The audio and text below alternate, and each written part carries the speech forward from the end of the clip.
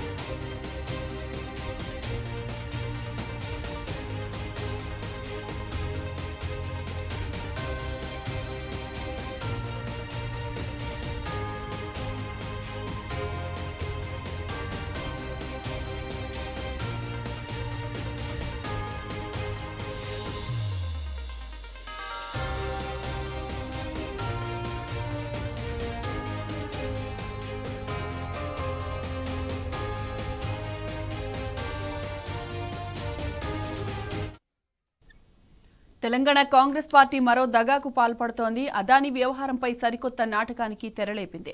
అదానికి వ్యతిరేకంగా కాంగ్రెస్ పార్టీ రాజ్ భవన్ కు ర్యాలీ చేపట్టింది. ర్యాలీలో సీఎం రేవంత్ రెడ్డితో పాటు కాంగ్రెస్ మంత్రులు, సీనియర్ నేతలు పాల్గొన్నారు. అయితే రేవంత్ తీరుపై నిరసనలు వెల్లువెత్తుతున్నాయి. దావోస్లో అదానితో పెట్టుబడులు ఒప్పందాలు చేసుకున్న రేవంత్ అదానీని గౌతమ్ భాయ్ అంటూ చెప్పుకొచ్చాడు. పైగా అదానీతో ఒప్పందంపై నిలదీసిన బీఆర్ఎస్ నేతల్ని రేవంత్ రెడ్డి దౌర్జన్యంగా అరెస్టు చేయించాడు. ఇప్పుడు అదానికి వ్యతిరేకంగా ర్యాలీ అంటూ రేవంత్ నాటకాలాడుతున్నాడు. ఓవైపు అదానీ పెట్టుబడులు తీసుకుంటూ మరోవైపు అదానికి వ్యతిరేకంగా నిరసనలా అని తెలంగాణ సమాజం ప్రశ్నిస్తోంది. అదానీ అక్రమార్కుడైతే ఆయన పెట్టుబడులు సక్రమం ఎట్లవుతాయని ప్రజలు ప్రశ్నిస్తున్నారు. అదానీ సిమెంట్ ఫ్యాక్టరీ కోసం రైతులపై దౌర్జన్యం ఎందుకని ఆగ్రహం వ్యక్తం చేస్తున్నారు.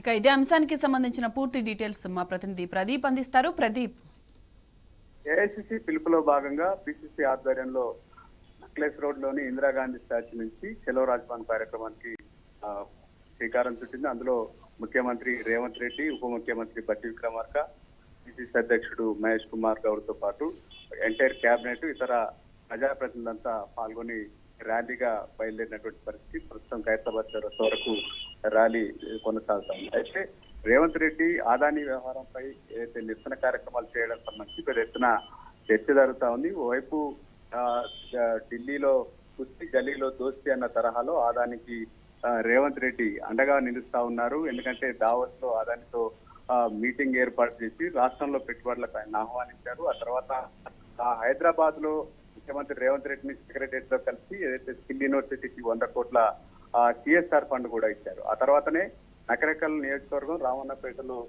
ఆదానికి సంబంధించినటువంటి సిమెంట్ ఫ్యాక్టరీకి నీరు చేయడం కావచ్చు, లేక అనేక పెట్టుబడులకు సంబంధించి రేవంత్ రెడ్డి ఆదానికి తెలంగాణలో పెద్దపీట వేస్తున్నారన్నటువంటి చర్చ నేపథ్యంలో వైపు ఏఐసిసి, రాహుల్ గాంధీ, ఇతర కాంగ్రెస్ పెద్దలంతా ఆదానికి వ్యతిరేకంగా ఢిల్లీలో పోరాటం చేస్తా ఉన్నారు. ఈ నేపథ్యంలో పెద్ద ఎత్తున పార్లమెంట్ లో ఆదాని వ్యవహారం ఒక కుదిపేసినటువంటి నేపథ్యంలో రేవంత్ రెడ్డి ముఖ్యమంత్రి ఇక్కడ ప్రెస్ మీట్ పెట్టి ఆదాని ఇచ్చినటువంటి 100 కోట్లకు సంబంధించిన సిఎస్ఆర్ ఫండ్ ను తిరస్కరించారు. అయితే రేవంత్ రెడ్డి ఇటీవలే రాజస్థాన్ పర్యటన వెళ్లారు. జైపూర్ లో ఆదానికి సంబంధించినటువంటి ఫంక్షన్ లో అటెండ్ అయ్యారన్నటువంటి చర్చ కూడా ఉంది. ఈ నేపథ్యంలో ఇటు ఆదాని వ్యవహారం సంబంధించి హైదరాబాద్ లో కాంగ్రెస్, అదే ముఖ్యంగా రేవంత్ రెడ్డి ఆదానికి వ్యతిరేకంగా ఆందోళన చేపట్టడం చర్చనీయాంశం అవుతా ఉంది. ఓవైపు ఆదానికి సంబంధించి పార్లమెంట్ లో ఏదైతే రాహుల్ గాంధీ ఆందోళన చేస్తే అక్కడ ఎటువంటి ఇబ్బంది తలెత్తలేదు. కానీ బీఆర్ఎస్ సంబంధించి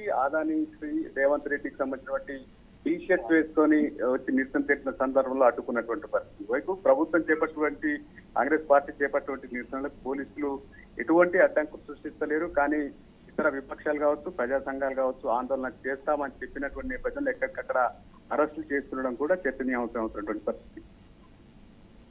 రైట్ ప్రదీప్, థ్యాంక్ యూ.